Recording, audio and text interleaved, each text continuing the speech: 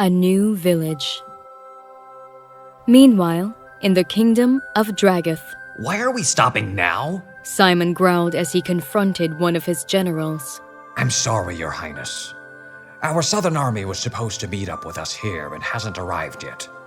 We will have to wait here for them. The general shakily got out. Simon stomped off his horse. Set up camp! Simon barked and stared out over his army as they scurried about doing their duties.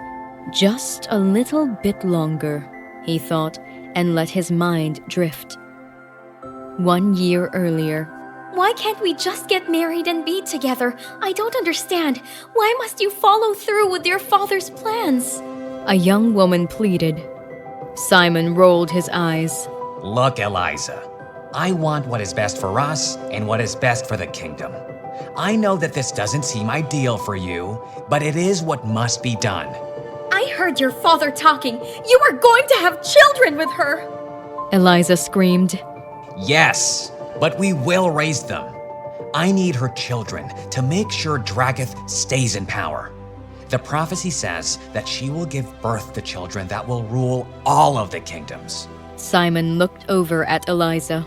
Try to understand that this is what is best.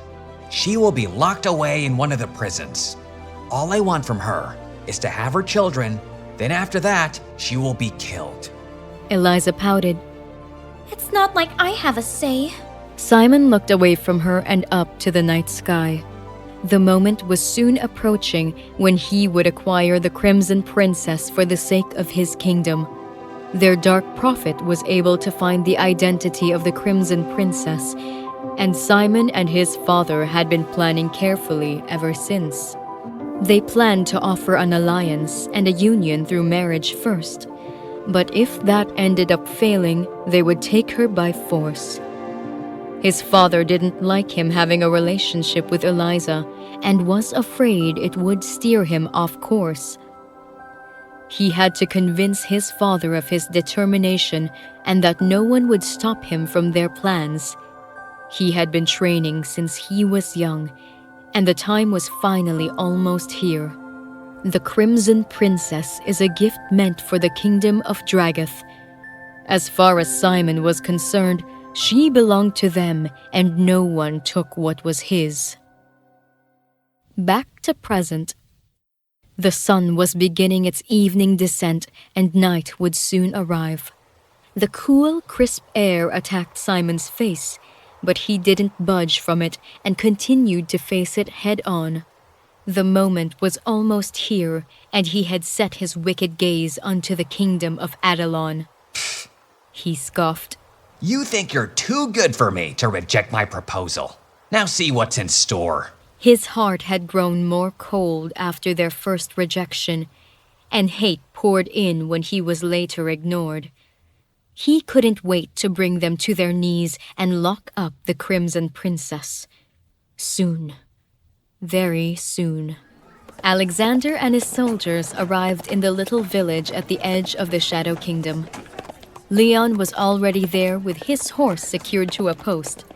He nodded to Alexander as he entered the village, letting him know all was clear. The villagers continued to go about their business while keeping a watching eye on the strangers in their village. Okay, man, take some time to buy what we need and then stretch your legs. Alexander said as everyone began to dismount and stretch their legs. Serenity followed suit. She wasn't used to riding that long and felt a bit stiff after getting out of the saddle. Ren, stay in sight. Alexander ordered. Ugh, ease up, Overlord. Serenity thought, rolling her eyes. She scanned across the village and at the different vendors. She noticed a young boy who was maybe the age of 10, excitedly loading a wagon, and walked over to him. She cleared her throat and said in her man voice, Going on a trip? The young boy looked to her and beamed. Yes, my father and I are going to the castle to trade. This is the first time I'll be seeing a castle. The young boy exclaimed.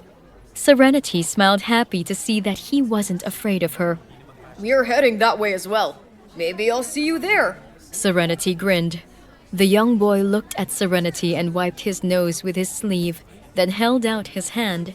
I'm Philip. Serenity scrunched her nose a bit and then also extended her hand to the kid. I'm Ren. Are you a page? You seem awful young for a soldier. You can't be more than a few years older than my son. A man spoke out, approaching Philip. I'm a new soldier. Serenity stumbled over the words a bit, mainly because she was just compared to a 10-year-old child. Man, if Alex heard that, he'd be laughing his butt off. Serenity thought as she glanced around to see where her tormentor was. To her surprise, he was standing right behind her. Yup, life hates me, she thought. This little pipsqueak right here just begged to come with us. We couldn't turn the young boy down, so we brought him on as our little mascot soldier. Alexander grinned, patting Serenity on the back like a good chum of his. What an asshole, Serenity thought. The boy's father chuckled and helped his son Philip into the wagon. The two turned and waved and made their way on their journey. Alexander smirked down at Serenity, knowing she'd be fuming. But to his surprise, she was still staring off at the direction of the little boy, smiling. I'm glad they didn't seem as afraid as other people did, Serenity said softly. I told you, he's been much better these last 2 years. Come on, let's get what we need so we can find a good place to camp before it gets dark. Alexander said, steering her back towards the other vendors. Are you only camping on my behalf? I remember you saying you usually rode through the night. Serenity cocked her head to the side. It's hard to see what's waiting for us during the night. I want to be a bit more cautious.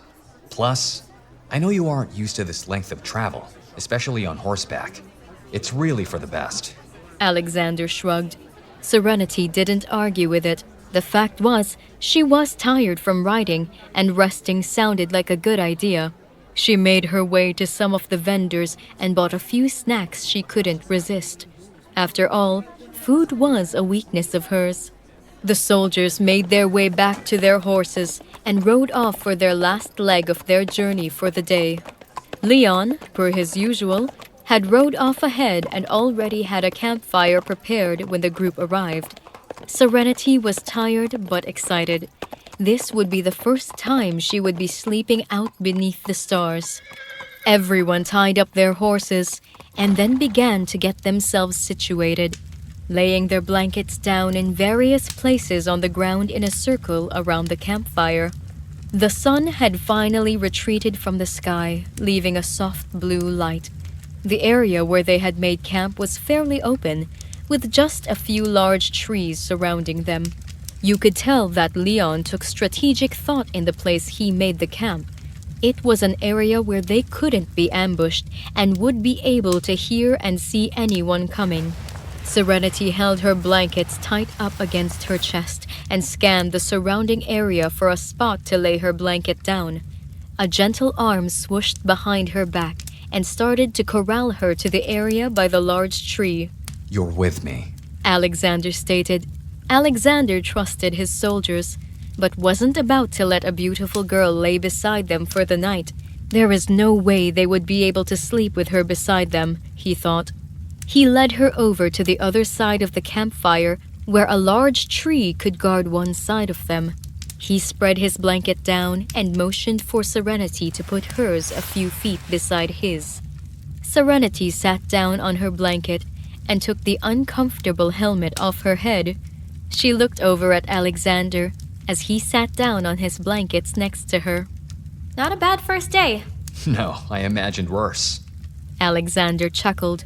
Serenity rolled her eyes and rested on the back of her hands. She looked up at the night sky and watched as the small stars began to pepper the night sky. The sound of crickets and tree frogs began their chorus, creating a lulling background noise. Serenity felt her eyes begin to droop as she laid down and snuggled her blanket up. She glanced over at Alexander, whose eyes were already closed, and listened to the sound of wood crackling from the fire. Alex? No, I'm trying to sleep, little bird. Serenity ignored him and continued. Will we get there tomorrow? It depends if I can go to sleep so I can wake up early. Alexander snorted. He was always a grump when it came to sleep. Serenity thought. Good night. She chirped. Good night. Alexander mumbled. Serenity laid there and let the heaviness fill her eyelids. She drifted off to sleep, wondering about the journey tomorrow and the new sights she would see.